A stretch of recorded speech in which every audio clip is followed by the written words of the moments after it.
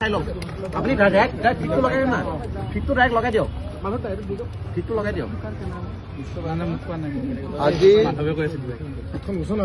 আজি জুবিন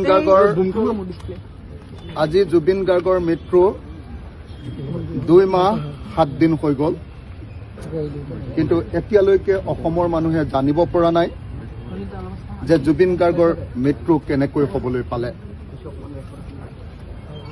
আজি প্ৰথমবাৰৰ কাৰণে জুবিন গাৰ্গৰ মৃত্যুৰ পাছত অসম বিধানসভা অনুষ্ঠিত হৈছে সেইকাৰণে আমি বিচাৰো যে অসম বিধানসভাত আজি কেৱল আৰু কেৱল জুবিন গাৰ্গৰ বিষয়ে আমাৰ অসমৰ মৰমৰ শিল্পী হৃদয়ৰ শিল্পী দিল কা ধড়কন আমাৰ হাৰ্টথ্ৰব জুবিন গাৰ্গৰ বিষয়ে কেৱল আজি আলোচনা হওক মই চেষ্টা কৰিম এজন বিধায়ক হিচাপে ঐতিহাসিক শিৱসাগৰ বিধানসভা সমষ্টিৰ এটা সন্মানীয় বিধানসভা সমষ্টিৰ এজন বিধায়ক হিচাপে মোৰ চেষ্টা থাকিব যে আজি অসমৰ গৃহমন্ত্ৰী আৰু অসমৰ মুখ্যমন্ত্ৰীৰ পৰা আমি জুবিন গাৰ্গৰ মৃত্যুৰ সম্পূৰ্ণ বিৱৰণ যাতে উলিয়াই ল'ব পাৰোঁ সেইদিনা 19 ছেপ্টেম্বৰৰ দিনা আচলতে জুবিন গাৰ্গৰ ক্ষেত্ৰত কি হৈছিল শেষৰ সময়খিনিৰ দৃশ্য আমি এতিয়াও দেখা নাই আমাক দেখুৱাব লাগে অসমবাসী ৰাইজক দেখুৱাব লাগে শেষ পৰ্যায়ত জুবিন গাৰ্গে কেনেকৈ আমাৰ মাজৰ পৰা আঁতৰি গৈছিল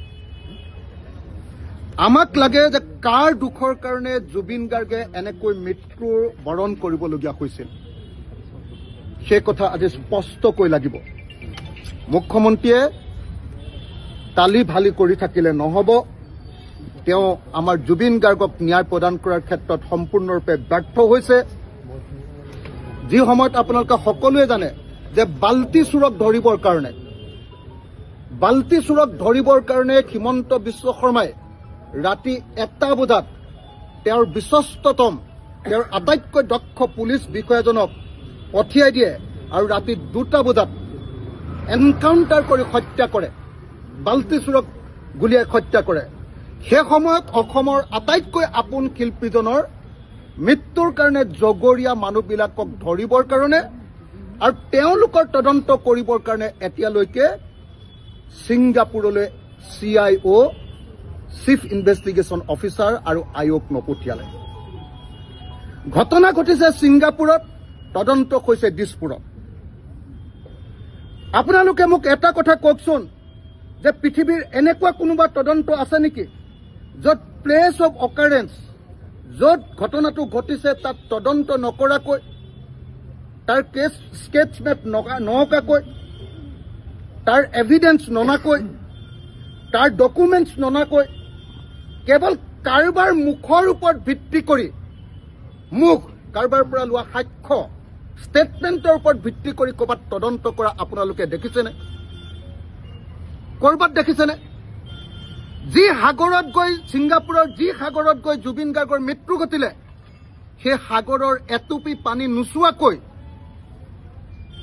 আইঅ' বা CIOয়ে বা তদন্তকাৰী বিষয়াই জুবিন গাৰ্গৰ মৃত্যুৰ ৰহস্য হত্যাৰ ৰহস্য উদঘাটন কৰিব পাৰিবনে পৃথিৱীত এনেকুৱা কোনো তদন্ত আছে গতিকে এই তদন্ত সম্পূৰ্ণৰূপে প্ৰশাসন হিমন্ত বিশ্ব শৰ্মাৰ তদন্ত সম্পূৰ্ণৰূপে নাটক আপোনালোকে সকলোৱে জানে যে বিদেশত তদন্ত কৰিবৰ কাৰণে মই বাৰম্বাৰ চিঞৰি আছিলোঁ যে BNSSৰ 208 ছেকশ্যনৰ অধীনত প্ৰথমতে চেণ্ট্ৰেল গভৰ্ণমেণ্টৰ পাৰ্মিশ্যন ল'ব লাগিব সেইটো পাৰ্মিশ্যন লৈছে তেওঁলোকে জনাই নাছিলে মই চিঞৰি থকাৰ পাছত 2 মাহৰ পাছত পাৰ্মিশ্যনটো লৈছে নাম্বাৰ 1 জন্মৰ দিনটোত জুবিন গাৰ্গৰ যোৱা 18 তাৰিখৰ দিনা কেৱল চেণ্ট্ৰেল গভৰ্ণমেণ্টৰ পাৰ্মিশ্যন লৈছে BNSS 2023 ছেকশ্যন 112 আৰু 114 অনুসৰি বিদেশত যদি এনেকুৱা ঘটনা ঘটিলে বিদেশত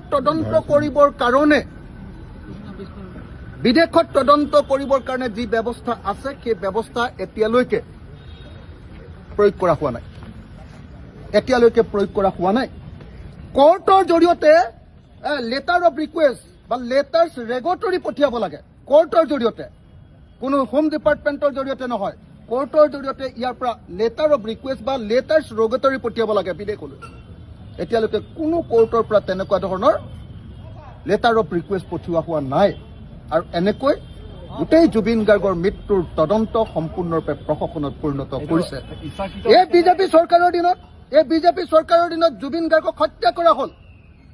হিমন্ত বিশ্ব শৰ্মা চৰকাৰৰ দিনত জুবিন গাৰ্গক হত্যা কৰা হ'ল, ফিজিকেলি হত্যা কৰা হ'ল। আৰু হিমন্ত বিশ্ব শৰ্মাই প্ৰত্যেক দিনাই জুবিন গাৰ্গক মানসিকভাৱে আত্মিকভাৱে প্ৰত্যেক দিনাই তেওঁ হত্যা কৰি আছে। জুবিন গাৰ্গৰ বিৰুদ্ধে কথা কৈ, তেওঁলোকৰ পৰিয়ালৰ বিৰুদ্ধে কথা কৈ, জুবিন গাৰ্গক মাইনাছ কৰিবৰ কাৰণে সদায় জুবিন গাৰ্গ আৰু ভূপেন হাজৰিকাৰ মাজত তুলনা কৰি মুঠতে প্ৰত্যেক দিনাই জুবিন গাৰ্গক আত্মাক হত্যা কৰিবৰ কাৰণে, আদৰ্শক হত্যা কৰিবৰ কাৰণে চেষ্টা কৰিছে।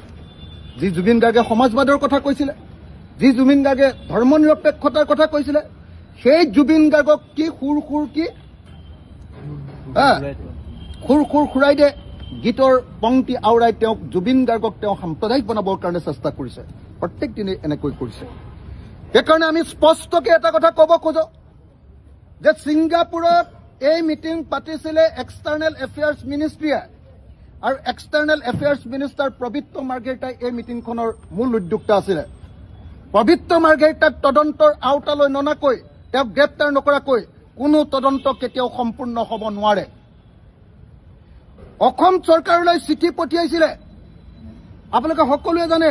ছিংগাপুৰৰ ভাৰতীয় ৰাষ্ট্ৰদূতজনে যে ইয়াত সহায় কৰিব লাগে নৰ্থ ইষ্ট ফেষ্টিভেলত, ছিংগাপুৰৰ সেই ৰাষ্ট্ৰদূতক তদন্তৰ আওতালৈ ননাকৈ কেনেকৈ এই তদন্ত সম্পূৰ্ণ হ'ব? জুবিন গাৰ্গৰ প্ৰগ্ৰেমত গৈ কি কয় আপোনাৰ, নৰ্থ ইষ্ট ফেষ্টিভেলৰ প্ৰগ্ৰেমত গৈ অসমৰ মুখ্যমন্ত্ৰীৰ পত্নীয়ে ফেশ্বন শ্ব' পাতিছিলে বুলি সম্পূৰ্ণৰূপে অভিযোগ আছে। ৰিণিকী ভূঞা শৰ্মাক তদন্তৰ আওতালৈ ননাকৈ তেতিয়াহ'লে কেনেকৈ তদন্ত সম্পূৰ্ণ হ'ব? ইচ্ছাকৃতভাৱে আমি দেখিছো যে তেওঁলোকক বচাবৰ কাৰণে এই কাম কৰি থকা হৈছে ইচ্ছাকৃতভাৱে বিজেপি চৰকাৰে। কাৰণটো কি? কাৰণ জুবিন গাৰ্গে বিজেপি চৰকাৰক বদলা পাৰ্টি বুলি কৈছিলে। জুবিন গাৰ্গে বিজেপি চৰকাৰৰ আদৰ্শক ঘৃণা কৰিছিলে। জুবিন গাৰ্গে বিজেপি চৰকাৰৰ যি পৰিৱৰ্তন, সেই পৰিৱৰ্তনৰ শ্লোগানক ভ্ৰুকুটি দেখুৱাইছিলে আৰু হিমন্ত বিশ্ব শৰ্মা আৰু সৰ্বানন্দ সোণোৱালৰ ওপৰত পলিটিক্স নকৰিবা বন্ধু বুলি গীত ৰচনা কৰিছিলে। সেইকাৰণে এতিয়া প্ৰতিশোধ লৈছে হিমন্ত বিশ্ব শৰ্মাই। আজি বিধানসভাত আমাক প্ৰত্যেকটো প্ৰশ্নৰ উত্তৰ লাগিব। গৃহমন্ত্ৰীয়ে হয় পদত্যাগ কৰিব লাগিব, নহ'লে সম্পূৰ্ণৰূপে আজি অসমৰ মানুহক ন্যায় প্ৰদান কৰিব লাগিব, জুবিন গাৰ্গক ন্যায় প্ৰদান কৰিব লাগিব। সেইকাৰণে মই আজি অসম বিধানসভাত যাতে শক্তিৰে সৈতে, আপোনালোকে জানে যে মোক কথা ক'বলৈ নিদিয়ে, শক্তিৰে সৈতে সমগ্ৰ অসমবাসী ৰাইজৰ শক্তিৰ লগত লৈ যাতে মই আজি কথা ক'ব পাৰোঁ, মুখ্যমন্ত্ৰীক যাতে বাধ্য কৰিব পাৰোঁ, চৰকাৰক বাধ্য কৰিব পাৰোঁ ন্যায় দিবৰ কাৰণে, তাৰ কাৰণে আশীৰ্বাদ কৰিব।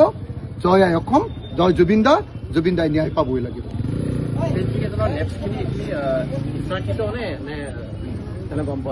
মোক আপোনালোকে এটা কথা কওক যে অসমৰ মুখ্যমন্ত্ৰীৰ আটাইতকৈ প্ৰিয়তম অফিচাৰগৰাকীক জুবিন গাৰ্গৰ CIO, চিফ ইনভেষ্টিগেটিং অফিচাৰ পাতিছে, মহিলাগৰাকী। চব কথাতে মানে যে তদন্তলৈ পঠিয়াই CIO গৰাকীক আৰু IO গৰাকীক এতিয়ালৈকে ছিংগাপুৰলৈ কেলে তদন্তলৈ পঠিওৱা নাই? এইটো ইচ্ছাকৃত হয়নে নহয় কওক? আৰু পৃথিৱীৰ কোন ঠাইত প্লেচ অফ অকাৰেঞ্চত নোযোৱাকৈ তদন্ত হ'ব পাৰে? গতিকে এইটো ইচ্ছাকৃত। অসমৰ মাননীয়